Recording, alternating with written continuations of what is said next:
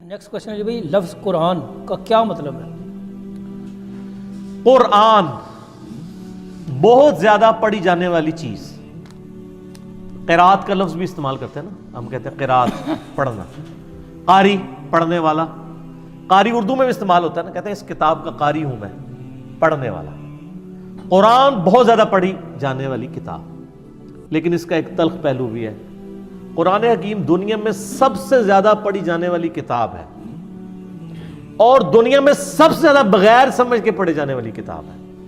یہاں پہ کوئی میگزین بھی, کوئی اخبار بھی پڑھتا ہے نا, تو وہ سمجھ کے لیے پڑھ رہا ہوتا ہے. آج تک آپ نے دیکھا ہے کہ کوئی بندہ انگریزی کے اخبار کی تلاوت کر رہا ہو اور اس کو سمجھ بھی نہ ہو؟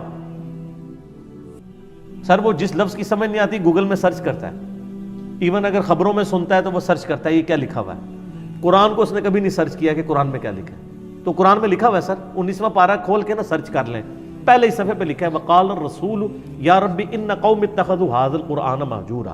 نبی علیہ السلام شکایت کریں گے قیامت والے دن, اے اللہ میری قوم نے قرآن کو پیٹ کے پیچھے ڈال دیا تھا. آپ دیکھیں صحیح مسلم میں نبی علیہ السلام کی ہر تقریر سے پہلے کیا ہوتا تھا, اما بعد فإن خیر الحدیث کتاب اللہ. آگاہ ہو جو سب سے بہترین کلام اللہ کی کتاب ہے. حجۃ الوداع پہ کیا فرمایا, دو چیزیں چھوڑ کے جا رہا ہوں, اللہ کی کتاب اور تمہارے نبی کی سنت. المستدرک الحاکم میں 318 نمبر حدیث ہے کتاب العلم چیپٹر میں. غدیر خم پہ صحیح مسلم میں اوپر تلے 4 حدیثیں, 6225 سے 6228 تک.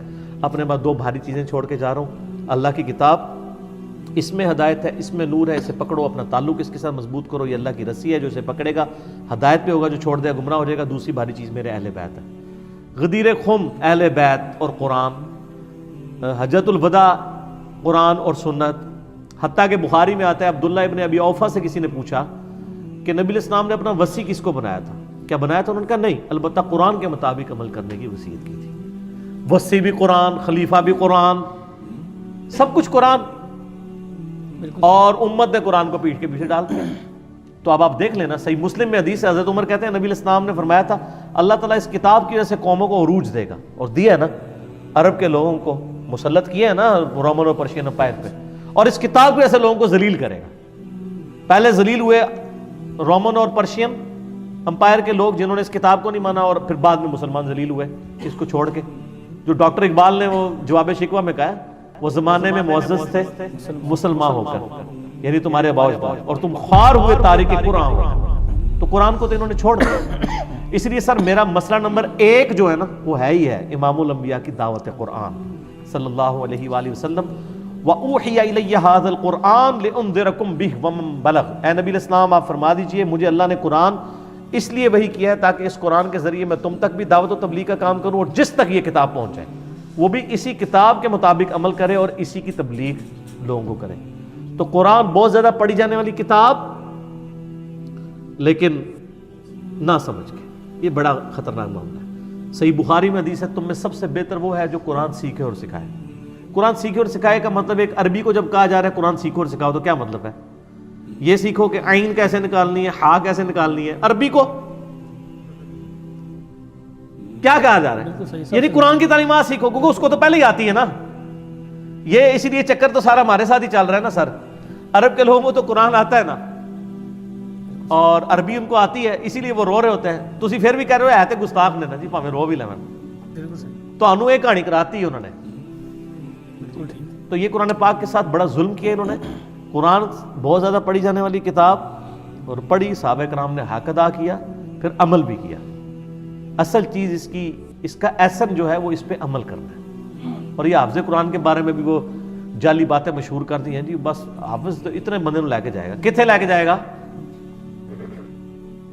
حافظ پہلے آپ تے جائے نا, ہاں, اور خود بھی جنم میں جائے تو کسی اور بھی لائے جائے. اگر وہ عمل نہیں کرے گا, اس حدیث میں کیا ابو داؤد میں اور حاکم میں موجود ہے, جس نے قرآن کے حلال کو حلال جانا, حرام کو حرام جانا, قرآن کے مطابق عمل کیا, ایسے شخص کے ماں باپ کو ایسا تاج پہنایا جائے گا جس کے سامنے سورج کی روشنی مان پڑ جائے. وہ حافظ قرآن او اے جائے تو منو بھی دسیو کوئی. حافظ جو الٹے کام کرتے ہیں وہ تو شیطان نے ریٹائرمنٹ لے لی ان کی وجہ سے.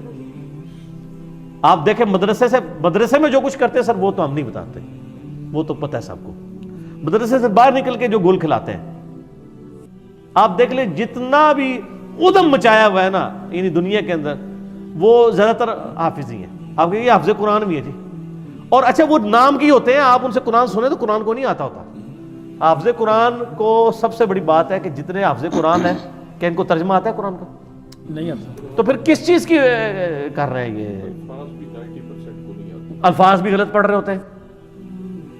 بالکل صحیح کہہ رہے ہیں. تجوید سے اگر سکھا بھی دیا ہے، آپ چیک کر لیں اس دفعہ جتنے تراویح میں قرآن پڑھ کے نکلے ہیں یا اگلی رمضان میں، ان سے ذرا پوچھیں قرآن کا مطلب کیا ہے، کیا آپ نے پڑھا آج؟ وہ تو ان کو تو یہ پتہ ہی نہیں چلتا کہ ہم نے کس وقت قیام کرنا ہے، کس وقت رکوع کرنا ہے. آدھی آیات چھوڑ دیتے ہیں.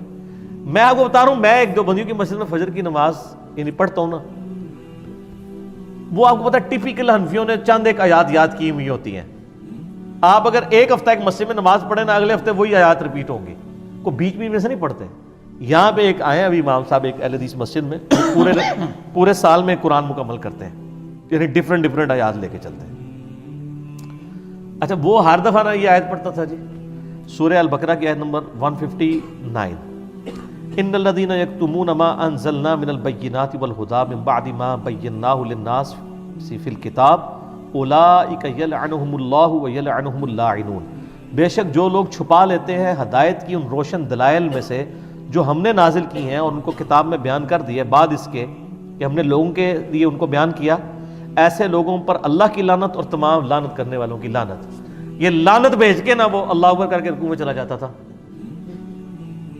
حالانکہ بات کنکلوڈ ہوئی ہے، ساتھ کیا ہے؟ الا الذین تابوا، یعنی لا الہ پڑھ کے وہ رکوع میں الا اللہ نہیں پڑھتا تھا.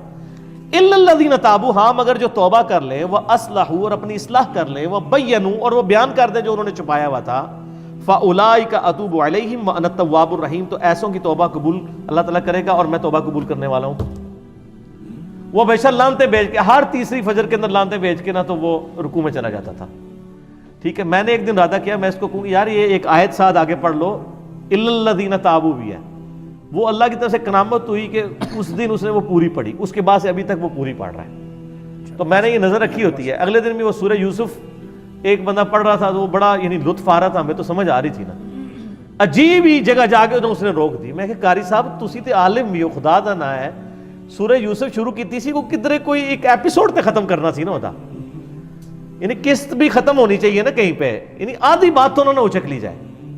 یعنی اچھا ان کو بھی پتا ہے کہ لوگ ویسے ہی پیچھے کھڑے ہیں، کوئی ساڑھے ورگے بھی کوئی درویش کھلوتے ہوتے ہیں جنہوں کو جو انجوائے کر رہے ہوتے ہیں کہ قرآن پڑھا جا رہا ہے اور سمجھ آ رہی ہے کیا بات ہو رہی ہے. آپ ویسے قرآن سننا شروع کریں نا اتنا ٹیسٹ فیل نہیں ہوتا جو آپ نماز میں سنتے ہیں. ٹھیک بات ہے. اسی لیے قرآن پاک میں آیا نا کہ قرآن پاک فجر کی نماز جو ہے نا وہ قرآن کے ساتھ کہا گیا کہ قرآن پاک کو فجر کے ساتھ لیٹ کیا گیا کہ وہ فرشتوں کی حاضری کا وقت ہے. اقم الصلاۃ لدلوک الشمس الی غسق اللیل والقرآن الفجر، فجر کی نماز قرآن کے ساتھ ہو.